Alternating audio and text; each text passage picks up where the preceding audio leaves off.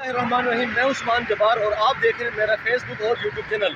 इस समय मौजूद इस्लामाबाद के सेक्टर B12 में, जहां पर आप मेरे रकम में देख सकते हैं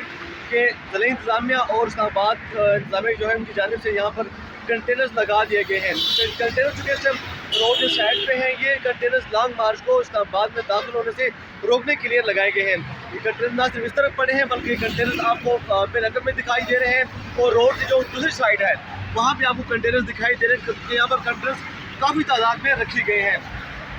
G12 इस्लामाबाद का वो जो ये एरिया जहाँ पर मैं इस वक्त मौजूद हूँ, ये वो एरिया है कि अगर आप इस्लामाबाद में दाखिल होना चाहते हैं तो ये वो सबसे आसान एक्सेस है इस्लामाबाद में इंटर होने के लिए, क्योंकि ये इस्लामाबाद एक्सप्रेस वे है। और ये जो आप मेरे रकम में देख रहे हैं, जो गाड़ियाँ जा रही हैं यहाँ से, ये 0 पॉइंट और उसके आगे फिर ब्लू एरिया की तरफ जाती हैं। ये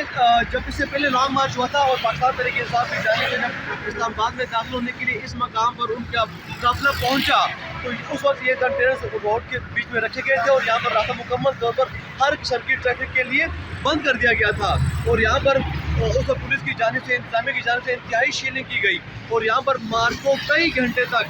घंटों तक यहाँ पर मार्च को एंगेज किए रखा और तकरीबन रात गए तक यहाँ पर पुलिस और पाकिस्तान तहरीक इंसाफ के माबैन जो वक्फे से झड़पें और अजीमत एक दूसरे को उठाते हमने देखा। लेकिन रात गए फिर यहाँ पर कंटेनर्स को हटाने में पाकिस्तान तहरीक इंसाफ जो है ना वो कामयाब हो गई थी और फिर यहाँ से ही वो आगे इस्लामाबाद की तरफ उन लोगों ने आगे जो है यहाँ से सफ़र शुरू किया था। आपको बताता चलूँ कि जब इस्लामाबाद में दाखिल होते हैं, अगर आप मोटरवे के रास्ते से आते हैं या फिर G2 रोड से भी आते हैं, तो 24 नंबर से ये वो एरिया है जहाँ से आप आसानी से इस्लामाबाद में दाखिल होते हैं। लॉन्ग मार्च चूँकि इस टाइम लाहौर में है और अभी तो उसने 4-5 दिन बाद यहाँ पर पहुँचना है, क्योंकि इमरान खान ने जो रूट दिया है उसके मुताबिक जो लॉन्ग मार्च है वो 4 नवंबर को यहाँ यानी कि इस्लामाबाद 4 नवंबर को आएगा। लेकिन हुकूमत और इंतजामिया की जानिब से जो है ना इंतहाई जो है वो आई थिंक हमें लगता है कि घबरा गए हैं और वो इंतहाई घबराए हुए दिखाई दे रहे हैं, क्योंकि अभी से ही उन लोगों ने इस्लामाबाद को तकरीबन तमाम जो दाखिली रास्ते हैं, जो 3 दाखिली बड़े रास्ते इस्लामाबाद में दाखिल होने के लिए, एक रास्ता ये जहाँ मैं खड़ा हूँ, इसके अलावा एक फैज़ाबाद है जो जिससे आप आगे 0 पॉइंट की तरफ आते हैं, और उसके अलावा बरकौल साइड से भी आप इस्लामाबाद में दाखिल हो सकते हैं।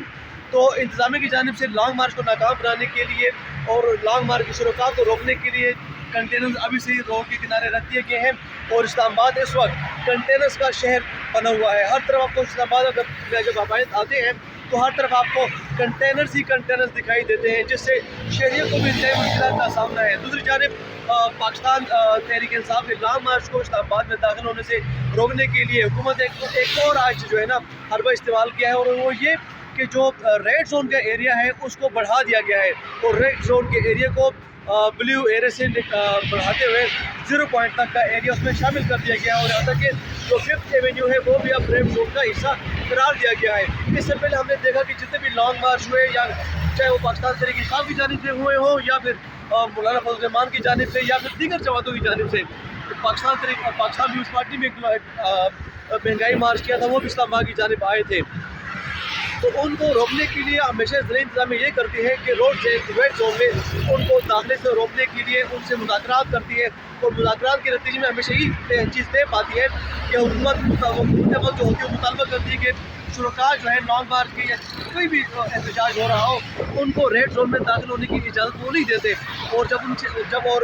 जब भी मुज़ाकरात होते हैं तो अपोजिशन और हुकूमत के माबैन जो मुज़ाकरात कामयाब होते हैं उसमें अमूमी तौर पर हुकूमत की जानिब से ये ऑप्शन देते हैं कि आप सबसे जो बड़ा इस्लामाबाद का पार्क है, F9 पार्क में पड़ाव डाल लें, H9 में पड़ाव डालें, या फिर फैज़ाबाद के साथ ही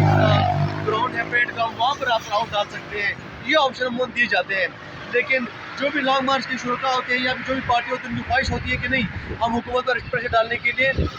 जो है ना वो रेड जोन में आना चाहते हैं और हम यही मुज़ाकरात। लेकिन इस बार हुकूमत एक और चाल चली है कि पाकिस्तान तहरीक इंसाफ के मार्च को नाकाम बनाने के लिए, उससे उनको महफूज करने के लिए उन्होंने रेड जोन का जो एरिया है उसमें मज़ीद इजाफा कर दिया है और उसको ब्लू एरिया से बढ़ाकर 0 पॉइंट 5th एवेन्यू तक बढ़ा दिया गया है, ताकि जो लॉन्ग मार्च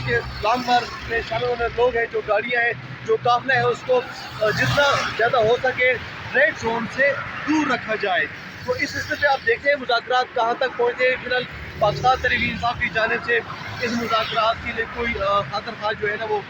پیشش کو اچھا نہیں سمجھا گیا. ان کا یہ کہنا ہے کہ وہ تو آزادی مارچ کے لیے اب نکل پڑے ہیں, تو ان کا مقصد یہی ہے کہ اپنے مقصد میں کامیاب ہونے کے لیے وہ نہ صرف ریڈ زون میں آئیں گے بلکہ ڈی چوک تک بھی آنے کی بھرپور کوشش کی جائے گی. باقی میں آپ کو یہ بتاتا چلوں کہ جو لانگ مارچ ہے فی الحال وہ لاہور میں ہے, اور لاہور سے وہ رواں دواں ہو چکا ہے. اور چونکہ یہ جو ایریا ہے اسلام آباد سے باہر جتنا بھی ایریا ہے یہاں پر 26 نمبر کی اگر آپ بات کریں, فیض آباد کی بات کریں, تو یہاں تک تو وہ آسانی سے آ سکتے ہیں, کیونکہ یہاں تک پنجاب کا ایریا ہے. اور پنجاب میں سے پاکستان تحریک انصاف کی حکومت ہے, وزیر اعلیٰ پنجاب پر جو ہے انہوں نے بھی مکمل یقین دہانی کروائی پاکستان تحریک انصاف کے چیئرمین کو کہ وہ ہر طرح سے عمران خان کا ساتھ دیں گے, ان کے مارچ کو سیکیورٹی دیں گے. تو یعنی کہ یہاں تک تو بڑی آسانی سے آ سکتے ہیں. لیکن حکومت کا جو امتحان ہے یا پاکستان تحریک انصاف کا جو اصل امتحان ہے وہ یہ ہے کہ وہ اس ایریا سے جہاں میں کھڑا ہوں یہاں سے کس طرح آگے جا سکتے ہیں. خود ہی کوشش ہوگی کہ مارچ کو ادھر ہی روکا جائے, ادھر ان کو انگیج کیا جائے, اور ان کی یہی خواہش ہوگی کہ پاکستان تحریک انصاف کی جانب سے H9 میں یا F9 کے ایریا میں ہی پڑاؤ ڈالا جائے, اس سے آگے ان کو جاتے ہوئے جانے نہ دیا جائے. پر آج کے لیے اتنا ہی کافی ہے. انشاءاللہ اس حوالے سے مزید جو بھی اپڈیٹس ہوں گی لانگ مارچ کے حوالے سے, پھر اسلام آباد انتظامیہ کی جانب سے جو بھی اقدامات کیے جائیں گے ہم آپ کو وقتاً فوقتاً اس سے آگاہ کرتے رہیں گے.